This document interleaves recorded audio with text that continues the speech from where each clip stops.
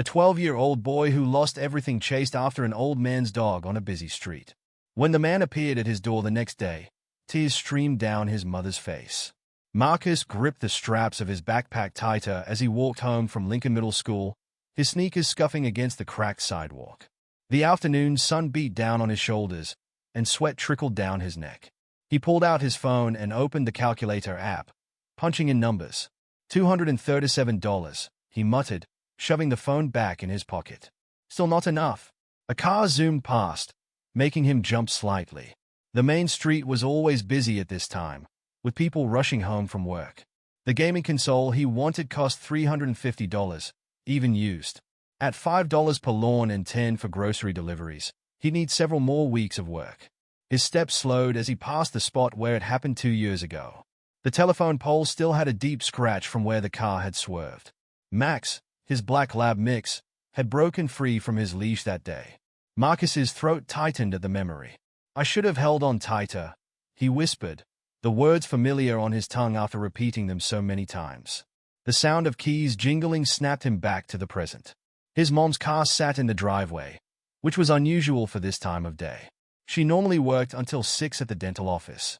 Marcus jogged up the 3 concrete steps to their front door, worry creeping into his stomach. Inside, he found his mom at the kitchen table, surrounded by papers. She looked up when he entered, quickly shuffling the bills into a neat pile. "Hey, baby, how was school?" She attempted a smile, but Marcus noticed the tension around her eyes. "It was okay." He dropped his backpack by the door. "Why are you home early?" Mrs. Patterson had to cancel her appointment. She straightened the papers again, unnecessarily. "Did you get your math test back?" "Yeah." Marcus pulled out the crumpled paper from his back pocket. 92%. His mom's face brightened genuinely this time. "That's my boy. Come here."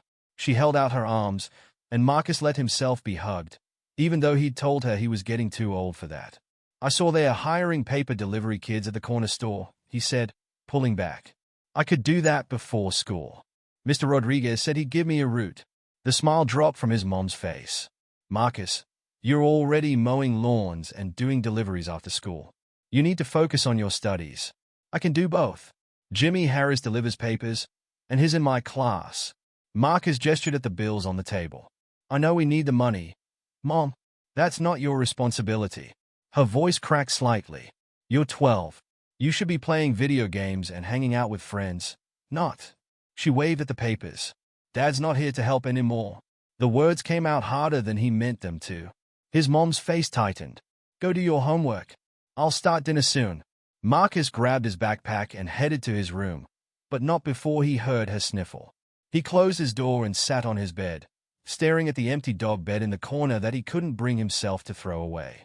Through his window, he saw Mr. Thompson walking his brown and white dog down the sidewalk.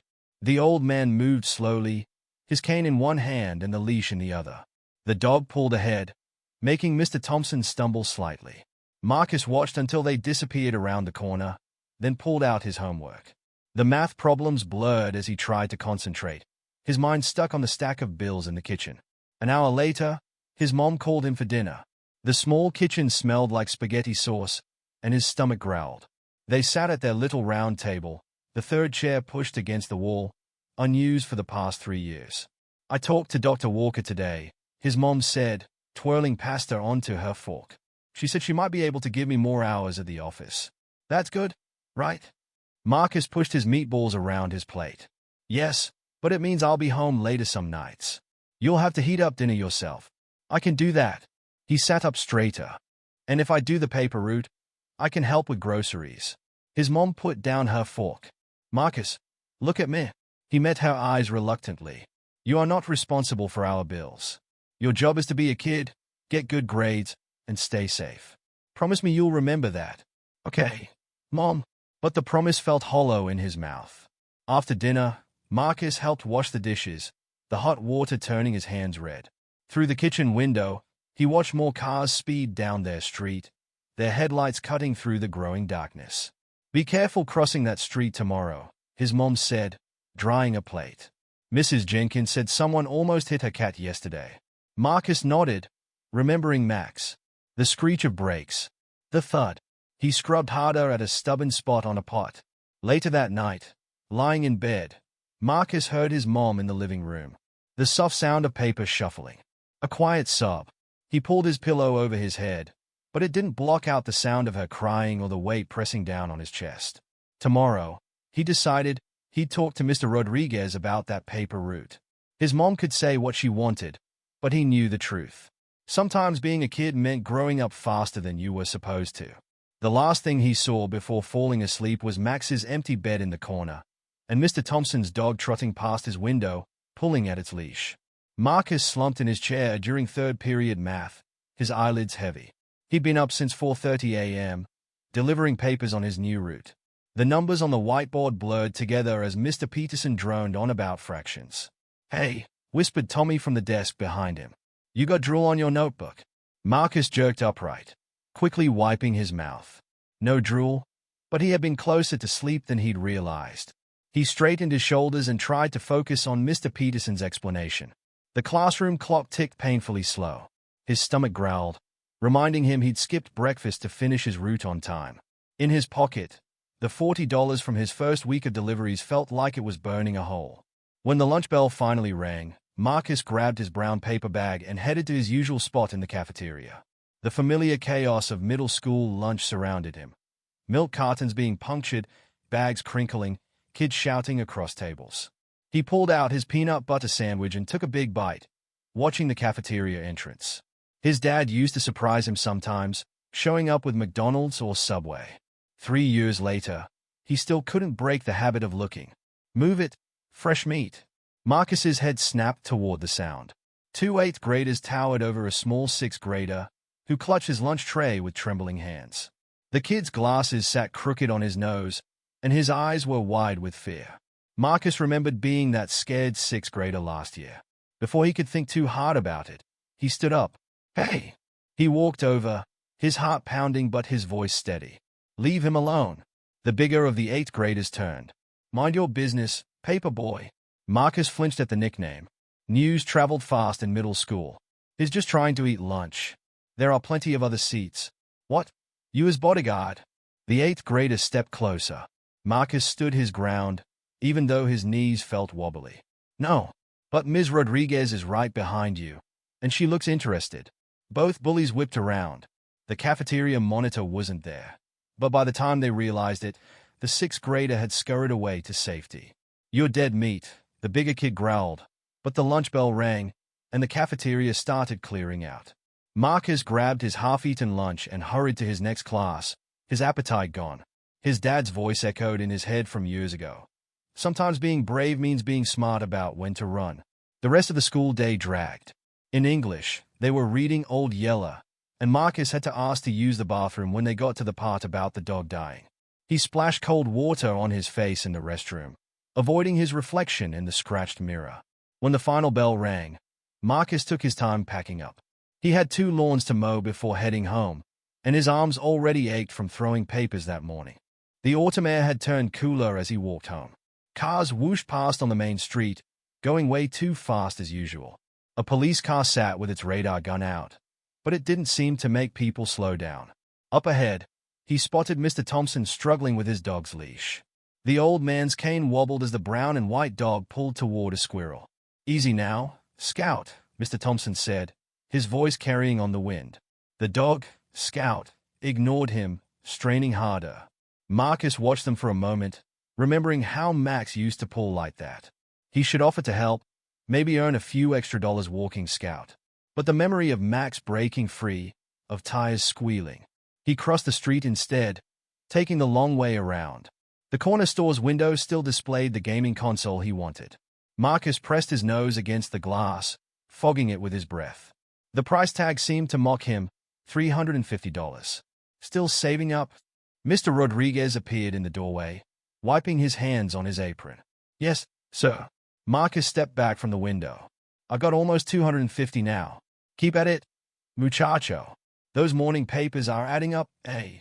Marcus nodded, though his shoulders ached at the thought of tomorrow's route. "Thank you again for the job, Mr. Rodriguez. You're a good worker, like your father was." Marcus's smile faded. "I better go. Got lawns to mow." 2 hours later, Grass clippings clung to his sweaty skin as he pushed Mrs. Henderson's ancient lawn-mower back to her garage. She always paid him with 5 $1 bills and a pack of cookies, telling him he was too skinny. "You're such a good boy," she said, patting his cheek. "Your mother must be proud." "Thank you, Mrs. Henderson." He pocketed the money and cookies, trying not to think about the bills still spread across their kitchen table. The sun was setting by the time he finished his second lawn. His mom's car was in the driveway, and the porch light was on. Through the kitchen window, he could see her moving around, probably starting dinner. Before going inside, Marcus counted his money again. 40 from papers, 10 from lawns, plus his previous savings. $287 total. Still not enough. "How were the lawns?" his mom asked when he walked in, stirring something that smelled like chili. "Fine."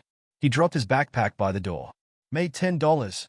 She turned, frowning at his grass-stained clothes. "You look exhausted, baby. Maybe you should cut back on Dash." "I'm fine, Mom." He forced a smile. "Just hungry. Need help with dinner." They ate together, talking about normal things, school, her work, the weather getting cooler. Neither mentioned the bills or his early morning paper route. Neither mentioned his father. After dinner, Marcus sat at his desk, trying to focus on homework. Through his window, he watched Mr. Thompson and Scout take their evening walk. The old man moved even slower at night, and Scout pulled harder at the leash. A car sped past, its engine roaring. Mr. Thompson stumbled slightly, and Marcus's heart jumped. But they were fine. Scout kept pulling, Mr. Thompson kept holding on, and everything was fine. Later, lying in bed, Marcus dreamed about Max. In the dream, he held the leash tight, so tight his hands hurt.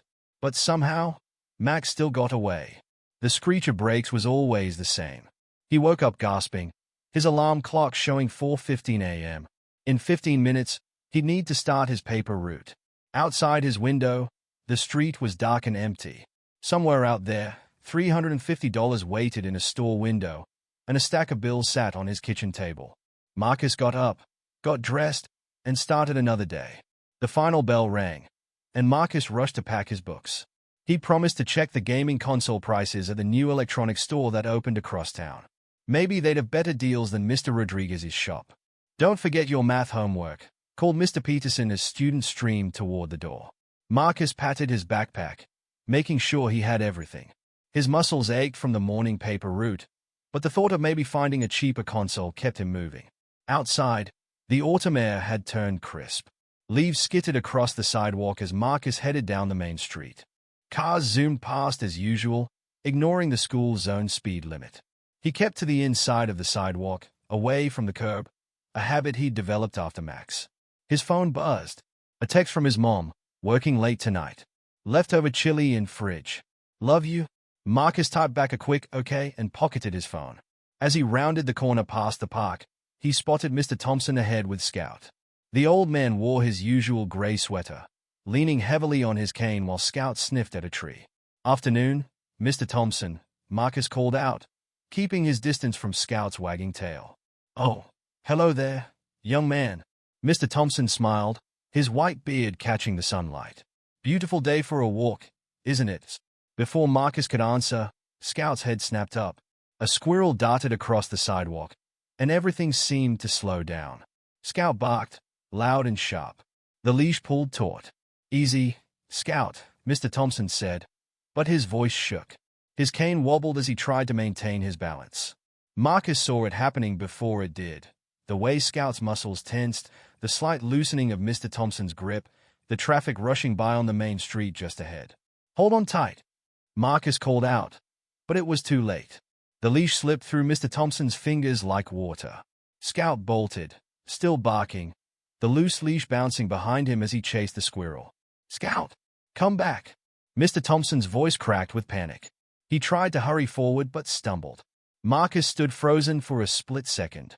His heart hammered in his chest as memories flooded back. Max breaking free, the screech of brakes, the horrible thud. Scout was running straight toward the main street. "No," Marcus whispered. Then louder, "No." His feet moved before his brain could catch up. He sprinted after Scout, his backpack bouncing against his spine. Behind him, he heard Mr. Thompson calling out, his voice growing fainter as Marcus ran. "Please stop," Marcus shouted at Scout, but the dog kept running. The squirrel had disappeared, but Scout was in full chase mode now, heading straight for disaster. Cars continued to speed past on the main street, oblivious to the drama unfolding. Marcus pushed himself harder, his lungs burning.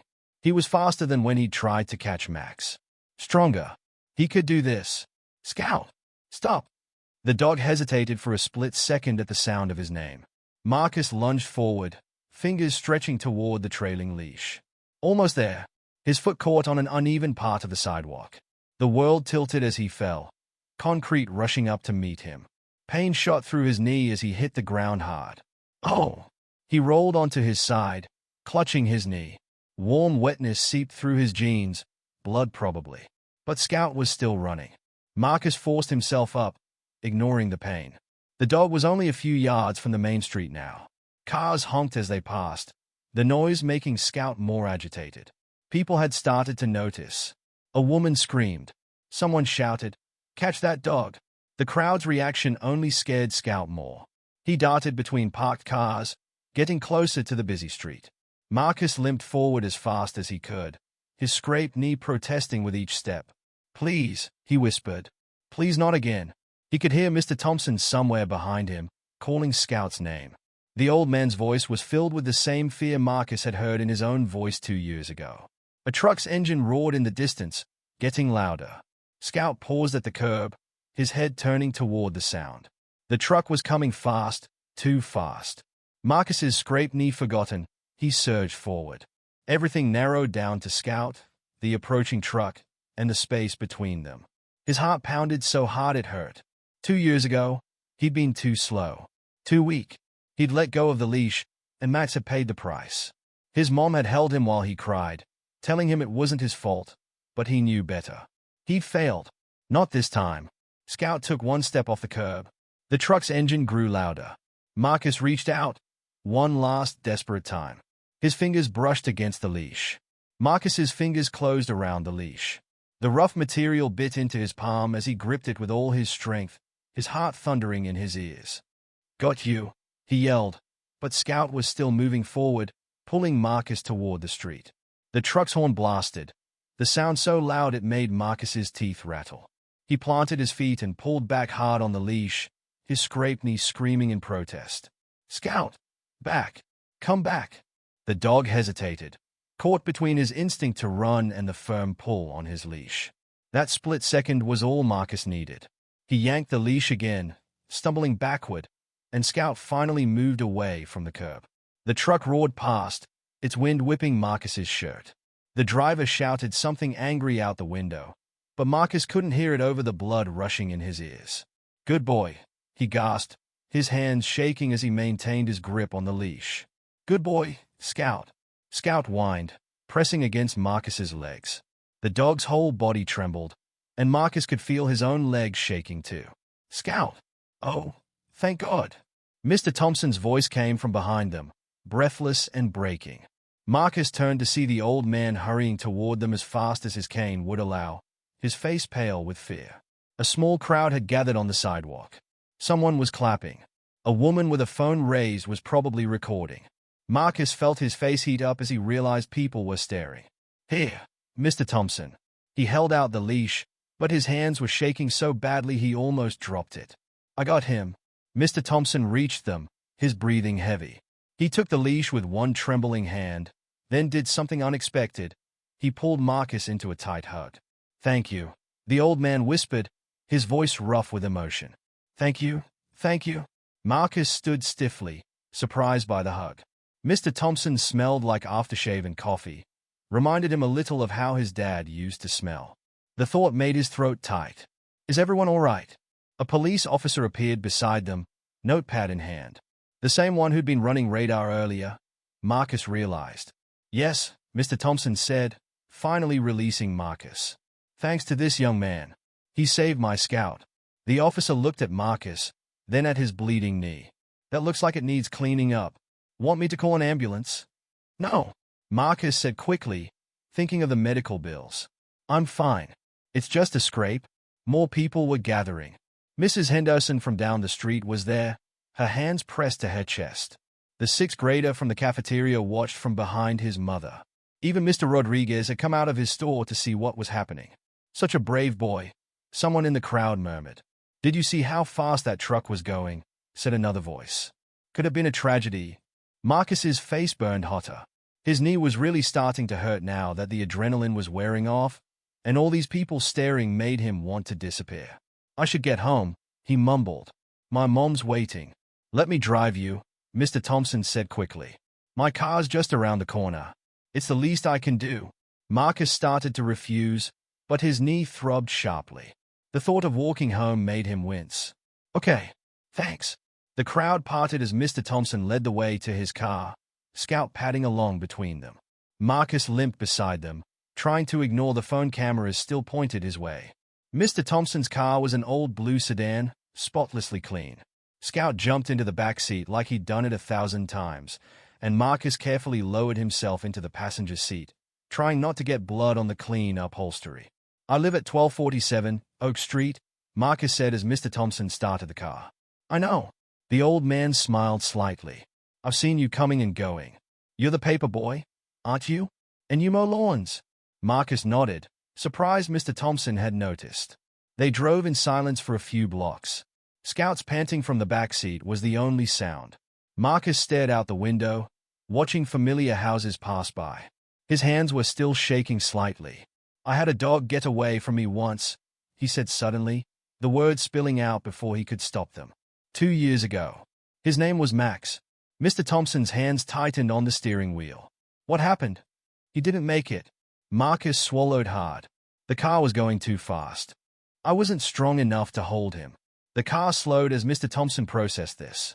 Is that why you ran after Scout? Marcus nodded, not trusting his voice. I'm sorry about Max, Mr. Thompson said softly. But what you did today, that was incredibly brave. And strong. They turned onto Oak Street. Marcus could see his house up ahead, his mom's car in the driveway. She must have come home early again. You're a remarkable young man, Mr. Thompson said as he pulled up to the curb. Would it be all right if I came by tomorrow? I'd like to speak with your mother. Marcus's stomach clenched. Please don't tell her about the truck. She worries enough already. Mr. Thompson studied him for a moment, then nodded. We'll figure something out. But I do need to thank you properly. Before Marcus could protest, his front door opened. His mom stood there, probably wondering why her son was getting out of a stranger's car with a bloody knee. Marcus! She hurried down the steps. What happened? Are you okay? Mr. Thompson got out of the car, leaning on his cane. Mrs. Johnson? I'm Herbert Thompson. Your son just did something extraordinary. Mom, I'm fine, really. Marcus winced as his mother dabbed antiseptic on his scraped knee. They sat in their small bathroom, the first aid kit open on the counter. Hold still, she said, her hands gentle but her voice tight with worry. Mr. Thompson told me how close that truck came. Marcus shot a betrayed look toward the living room, where Mr. Thompson waited with Scout. The old man had insisted on telling the whole story, despite Marcus's pleading looks. It wasn't that close, Marcus lied. I had everything under control. His mom stopped cleaning the scrape and looked him in the eye. You could have died, but I didn't. He tried to smile. I'm stronger now than I was when. He couldn't finish the sentence. His mom's eyes filled with tears. She pulled him into a hug, careful of his knee. Baby, what happened to Max wasn't your fault. And you don't have to prove anything. I know. But he didn't. Not really. The memory of Max still haunted him every time he crossed that street. A bark from the living room made them both jump. Marcus pulled away from the hug, wiping his eyes quickly. There, his mom said, taping down a gauze pad over the scrape. Try to keep it clean. They returned to the living room, where Mr. Thompson sat in their old armchair, Scout lying at his feet. The dog's tail thumped against the floor when he saw Marcus. Feeling better? Mr. Thompson asked. Yes, sir. Marcus sat on the couch, and Scout immediately got up to put his head on Marcus's lap. Without thinking, Marcus scratched behind the dog's ears. Scout seems quite taken with you, Mr. Thompson observed. He's usually shy with strangers. Marcus's mom brought out a tray with coffee for the adults and a soda for Marcus. Her hands shook slightly as she poured. Mrs. Johnson, Mr. Thompson said, accepting his coffee. I want to make your son a job offer. Marcus looked up from petting Scout. His mom paused mid-paw. What kind of job? My arthritis makes it difficult to give Scout the exercise he needs, Mr. Thompson explained. And my garden's gotten rather wild since my wife passed last year. I could use help with both. Marcus's heart started beating faster. Like walking Scout and doing yard work. Mr. Thompson nodded. 2 hours after school, 3 days a week. Plus Saturday mornings if you're available. I'll pay $15 an hour. Marcus did the quick math in his head. That was more than his paper route and lawn mowing combined. His mom must have done the math too, because she frowned. That's very generous, Mr. Thompson. But please, call me Herbert. He set down his coffee cup. And it's not charity. Your son showed tremendous character today. That's worth investing in. Marcus held his breath, looking at his mom. She worried her bottom lip between her teeth, thinking. I don't want it interfering with his schoolwork, she said finally. Of course not, Mr. Thompson agreed. Studies come first. But I think we can work around his schedule. He turned to Marcus. What do you say, young man? Scout lifted his head, looking at Marcus with hopeful brown eyes. The same color Max's eyes had been. I'd like that, Marcus said quietly. But what if something happens? What if I can't hold him again? The room went silent. His mom made a small sound in her throat. Mr. Thompson leaned forward in his chair. Son, I saw you today. You've got strength in you that has nothing to do with muscles. But if you're worried, we'll work on training Scout together. Make sure he listens better. And no walking him near the main street, Marcus's mom added firmly. Mr. Thompson nodded. We'll stick to the quiet streets and the park. Scout needs to learn better manners anyway, don't you, boy? The dog's tail thumped against the floor again. When can I start? Marcus asked. How's tomorrow after school? Mr. Thompson stood slowly, using his cane for support. We'll start with a tour of the garden and some basic training exercises with Scout. Marcus looked at his mom, who nodded. Okay, I'll come right after school. Excellent. Mr. Thompson moved toward the door, Scout following closely. Oh, and Marcus. No more paper route. You need your rest. After they left, Marcus helped his mom clean up the coffee cups. She was unusually quiet. Are you okay with this? He asked finally. Me working for Mr. Thompson. She dried her hands on a dish towel, then turned to face him. You know what I see when I look at you? Marcus shook his head. I see your father's strength. And your grandmother's kindness. She touched his cheek. But mostly, I see my brave, hard-working boy who's growing up too fast. Mom, let me finish. She took a deep breath. I know you want to help with money. And I love you for that. But promise me something. What? Promise me you'll let yourself be a kid sometimes too. Play video games. Hang out with friends. Don't carry the whole world on your shoulders. Marcus thought about the gaming console in Mr. Rodriguez's window. With Mr. Thompson's job, he could buy it sooner than he'd planned. But somehow, it didn't seem as important anymore. I promise, he said. But can I keep the dog walking jobs? His mom laughed softly. Yes, I think it'll be good for both of you. That night, Marcus lay in bed, his knee aching slightly. Through his window, he could see Mr. Thompson's house a few blocks away, lights still on. Scout was in there, safe because Marcus had been strong enough this time.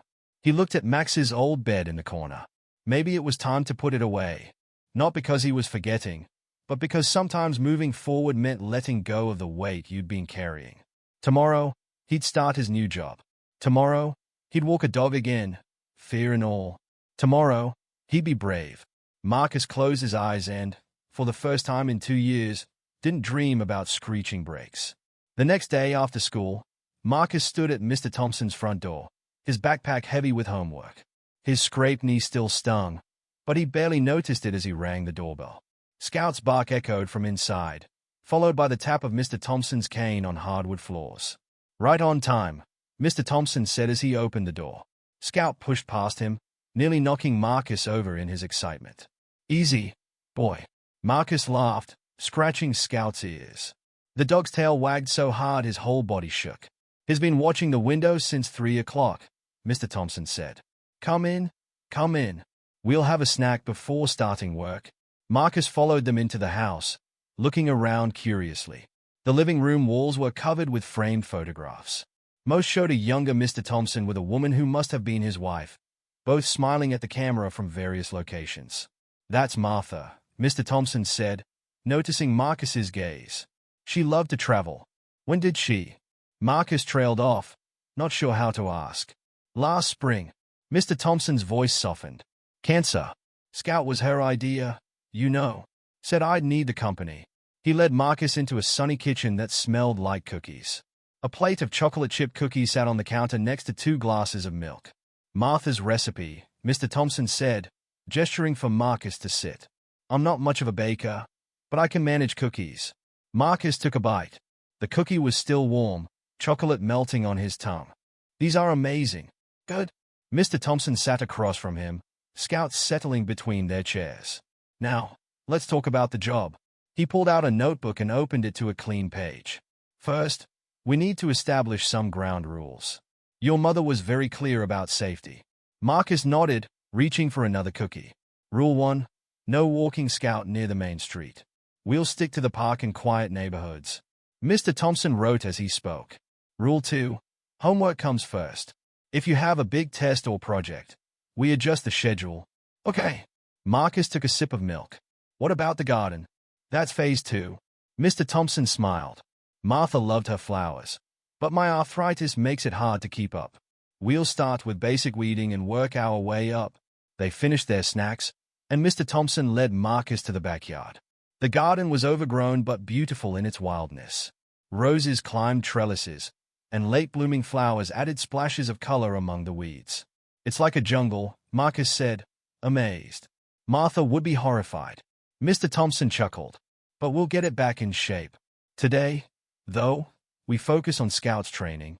They spent the next hour in the backyard, working with Scout on basic commands. Mr. Thompson showed Marcus how to hold the leash properly, wrapping it around his hand for better control. "Firm but gentle," he explained. "Dogs can sense fear or uncertainty. You need to be confident." Marcus practiced walking Scout around the yard, using treats to reward good behavior. The dog responded well, staying close and looking up at Marcus frequently for approval. "You're a natural," Mr. Thompson said. "Scout already trusts you." "Really?" Marcus felt a warmth in his chest at the praise. "Really?" Mr. Thompson checked his watch. "That's enough for today. Same time tomorrow." Marcus nodded eagerly. "Yes, sir." As they walked back through the house, Marcus paused at a photo he hadn't noticed before. It showed a younger Mr. Thompson in an army uniform. "Korea," Mr. Thompson said. "Long time ago. Were you scared?" Marcus asked, then immediately felt foolish for asking. But Mr. Thompson didn't laugh. "Every day.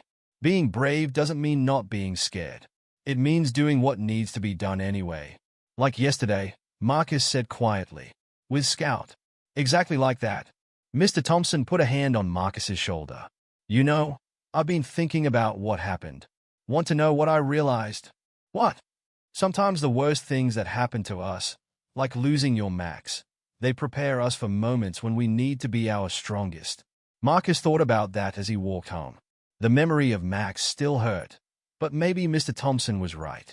Maybe without Max, he wouldn't have been ready to save Scout. His mom was waiting when he got home, trying to look casual but clearly anxious. "How was it?" she asked. Marcus dumped his backpack by the door. "Great." Mr. Thompson made cookies, and we worked on training Scout. "Did you know he was in the army?" His mom smiled, relief clear on her face. "Sounds like you had fun." "Yeah." Marcus hesitated. "Mom, I think I'm ready to put away Max's bed." She pulled him into a hug, and this time he didn't protest about being too old. They stood like that for a long moment, holding each other in their small living room. That night, Marcus carefully folded Max's bed and put it in the closet. It wasn't forgetting, it was making room for new memories. Through his window, he could see Mr. Thompson's house. A light was on in the kitchen, and he imagined the old man baking more cookies, Scout lying at his feet. For the first time since the accident, Marcus felt like maybe everything would be okay. Marcus woke up before his alarm the next morning. No paper route meant he could sleep in, but his body was still on early morning schedule. Through his window, the sky was just beginning to lighten. He heard movement downstairs, his mom getting ready for work. The smell of coffee drifted up to his room. Usually, He'd be halfway through his paper route by now, fingers numb from the cold morning air. "You're up early," his mom said when he came down to the kitchen. She stood at the counter in her scrubs, hair pulled back neatly. "No paper route today, remember? Couldn't sleep." Marcus poured himself a bowl of cereal. "It feels weird not working in the morning." His mom's face softened. "Honey, you're 12. Sleeping in isn't a crime." Before Marcus could respond, someone knocked at the front door. His mom frowned, checking her watch. Who could that be at this hour? They both went to the door. Through the window, Marcus saw Mr. Thompson standing on their porch, Scout sitting patiently beside him. "Herbert." His mom opened the door. "Is everything okay?" "Everything's fine," Mr. Thompson said, smiling. "Sorry for the early visit, but Scout here insisted on his morning walk, and we thought we'd stop by." Scout's tail thumped against the porch at the sound of his name. "Would you like some coffee?" Marcus's mom asked. "I just made a fresh pot." "That would be lovely." Mr. Thompson followed them into the kitchen, Scout trotting beside him. They settled around the small kitchen table, Marcus with his cereal, his mom and Mr. Thompson with their coffee. Scout lay under the table, his head resting on Marcus's feet. "I wanted to discuss something with both of you," Mr. Thompson said, wrapping his hands around his coffee mug. "About Marcus's job." Marcus's spoon froze halfway to his mouth. Was Mr. Thompson already changing his mind? "What about it?" his mom asked, her voice careful. "Well, I've been thinking." Mr. Thompson pulled an envelope from his jacket pocket. "The garden needs more work than I initially thought. Would you be willing to work Saturdays too, Marcus? Full days?" "Yes," Marcus said immediately. "I mean, if it's okay with Mom." His mom looked uncertain. "That's a lot of hours on top of school." "I understand your concern," Mr. Thompson said, "but I think you'll find my offer fair." He slid the envelope across the table. Marcus's mom opened it, her eyes widening as she read the contents. "Herbert, this is too much." "It's market rate for skilled labor," Mr. Thompson insisted. "And your son has already proved his worth." Marcus tried to peek at the paper, but his mom folded it quickly. "Besides," Mr. Thompson continued, "I've got plans for that garden. Martha always wanted a vegetable patch, and there's this rose variety she loved." He trailed off, his eyes distant. Marcus's mom reached across the table and squeezed Mr. Thompson's hand. "She would have loved that." The old man cleared his throat. "Yes, well, what do you say?" His mom looked at Marcus. "It's up to you, baby. But schoolwork comes first, and you need to promise to tell me if it gets too much." "I promise." Marcus sat up straighter. "When can I start the Saturdays?" "This weekend," Mr. Thompson said. "Bring old clothes you don't mind getting dirty. We've got some serious weeding to do." They finished their coffee and cereal, talking about plans for the garden. Mr. Thompson described the vegetable patch he wanted to build, and Marcus's mom suggested some flowers she remembered from her own mother's garden. When it was time for his mom to leave for work, she hugged Marcus extra tight. "I'm proud of you," she whispered. "So proud." After she left, Mr. Thompson stood too. "Well, Scout and I should head home. But first," he reached into his other pocket and pulled out a small envelope. "This is an advance on your pay. Don't tell your mother." Marcus opened the envelope after Mr. Thompson left. Inside was $350, exactly enough for the gaming console. But as he stood there, holding the money, Marcus realized something had changed. The console didn't seem as important anymore. Instead, he thought about Mr. Thompson's garden, about Scout's training, about his mom's proud smile. He took the money upstairs and put it in his desk drawer. Maybe he'd save it for something else. Something better. At school that day, Marcus couldn't focus on his classes. His mind kept wandering to the garden, imagining what it would look like once they fixed it up. He drew little sketches in his notebook, vegetable beds, flower borders, maybe even a small pond. During lunch, the sixth grader he'd helped in the cafeteria, Kevin, he learned, sat with him. "Is it true you saved a dog from getting hit by a truck?" Kevin asked, eyes wide behind his glasses.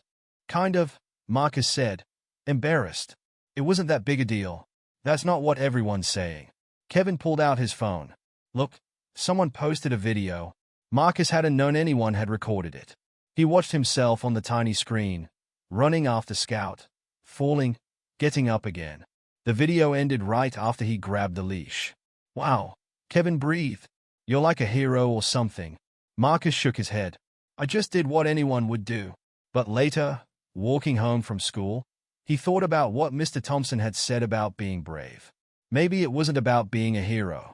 Maybe it was just about doing what needed to be done, even when you were scared. He stopped at Mr. Rodriguez's store on the way home. The gaming console still sat in the window. Ready to buy it? Mr. Rodriguez asked when Marcus walked in. I heard about your new job. Not today, Marcus said. But can you hold it for me? Just for a little while longer. Mr. Rodriguez smiled knowingly. Sure thing, muchacho. It'll be here when you're ready. Marcus walked the rest of the way home, thinking about Max, about Scout, about Mr. Thompson's garden. The money in his desk drawer could buy the console right now, but somehow, the waiting felt right. Some things, he was learning, were worth more than video games. Saturday morning dawned clear and cool. Marcus was up early again, but this time by choice. He pulled on his oldest jeans and a long-sleeve t-shirt, then headed downstairs. His mom was already in the kitchen, making pancakes. The smell of bacon filled the house. Mom, you didn't have to make breakfast, Marcus said, but his stomach growled at the sight of the food. First day of your new schedule deserves a proper breakfast. She flipped a pancake expertly. Besides, yard work takes energy. They ate together, Marcus demolishing 4 pancakes and 6 pieces of bacon. His mom watched him with a mixture of amusement and pride. What? He asked, mouth full of pancake. Nothing. She smiled. You just remind me so much of your father sometimes. He could eat like that too. Usually, mentions of his dad made Marcus's stomach tight, but today it didn't hurt as much. Maybe because he was too excited about working in the garden. At 8 o'clock sharp, Marcus stood on Mr. Thompson's porch. Scout's bark greeted his knock, followed by the familiar tap of the cane. Right on time, Mr. Thompson said, opening the door. He wore old jeans and a faded army t-shirt. Ready to get dirty? Marcus nodded eagerly. Scout circled his legs, tail wagging. First things first, Mr. Thompson said, leading the way through the house. We need to plan our attack. In the kitchen, he had laid out graph paper with a rough sketch of the backyard. Different areas were marked with notes in neat handwriting. Martha was the organized one, Mr. Thompson explained. But I learned a thing or two from her. Always have a plan before you start. They spent the next hour mapping out the garden. Mr. Thompson wanted to clear the overgrown areas first, then prepare beds for vegetables. The roses needed pruning, and there were plans for a small seating area where they could rest. And here, Mr. Thompson pointed to a corner of the sketch. We'll put a memorial garden for Martha. Her favorite flowers. His voice caught slightly on his wife's name. Marcus pretended not to notice, studying the plan intently. They started with the weeding. Scout lounged in a sunny spot, watching them work.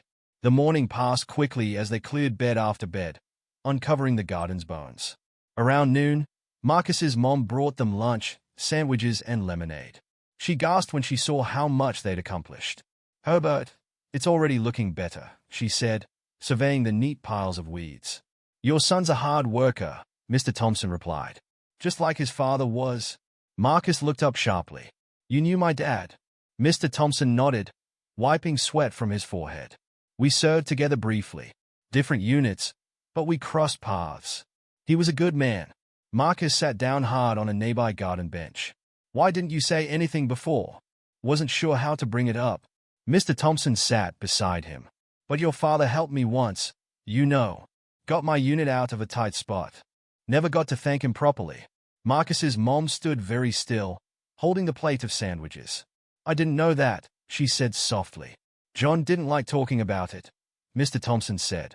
But when I saw Marcus run after Scout, well, he's got his father's courage. They ate lunch in the shade, Mr. Thompson telling stories about the army, some funny, some serious. Marcus learned things about his dad he'd never known, how he'd loved dogs too, how he could fix anything mechanical, how he'd always helped the new recruits find their way.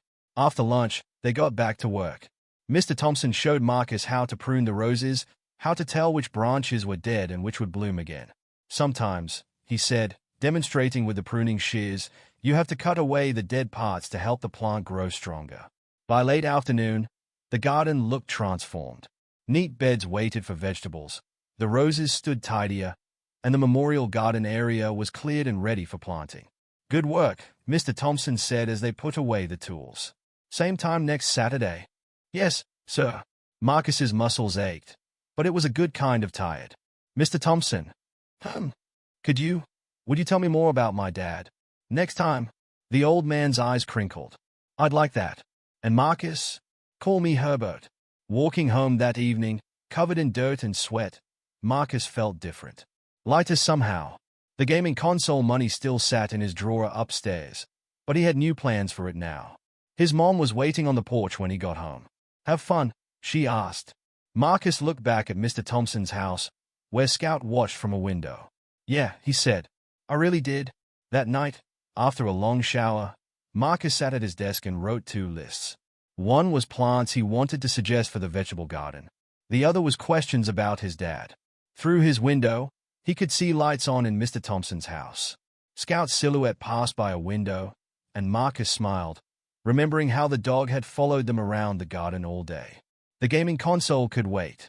He had more important things to save for now, like flower seeds for Martha's memorial garden, and maybe a new collar for Scout.